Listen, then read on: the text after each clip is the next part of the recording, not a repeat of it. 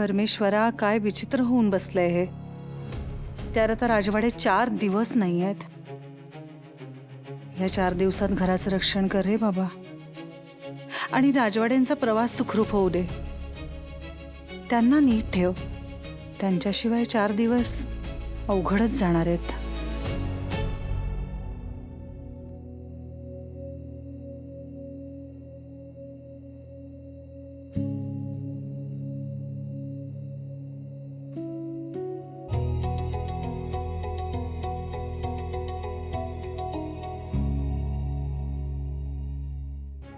Swanandi madam, तुम्ही झोपला नाही आत रात्रभर.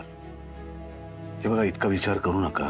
मी तुम्हाला सांगितलं ना काल, मी येईपर्यंत थांबा, सगळं नीट होईल. तुम्ही खरं तर जागेच होतात. तुमची झोप नाही झाली आहे. असो, मी फ्लाईटमध्ये झोप काढ. पण तुम्ही ना प्लीज स्वतःला त्रास नका करून घेऊ. मी आलो की सगळं गुंता सोडूया आपण.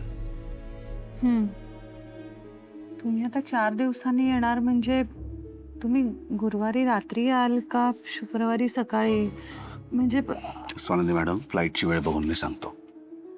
अजून कन्फर्म झाले नाहीये. कन्फर्म झाले की सांगतो. फोन करा. तुम्ही करा. मला माहिती आहे तुमचंही अर्धलक्ष इथेच लागून राहणार आहे. सगळं झालंय त्यानंतर, पण मी आहे.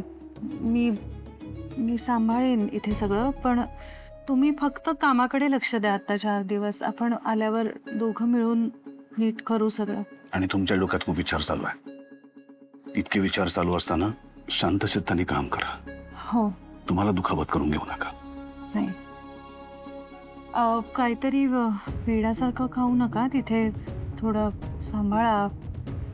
जागरण करू नका. आणि पाणी पाणी प्या भरपूर. इथे उष्णता. मी घेईन काळजी स्वानंदी मॅडम. तुम्ही काळजी घ्या स्वतःची. आणि इथे काही विचित्र घडतंय असं जर तुम्हाला वाटलं तर त्या क्षणी मला फोन करा. मी कामात आहे, आता कसं फोन करून चालेल असा कुठलाही विचार मनात आणू नका. तुमचा फोन बघितल्यानंतर मी घेईन तुमचा फोन. हो, थँक्यू. काळजी घ्या. आणि लवकर परत या. येतो. Bye bye. मी आता आजीला उठवत नाही. झोपली असेल ती. पण तिला सांगा मी सकाळी लवकर गेलो. हो हो हो, मी बोलेन. Happy journey. मला उतरल्या उतरल्या कळवा. कळवतो.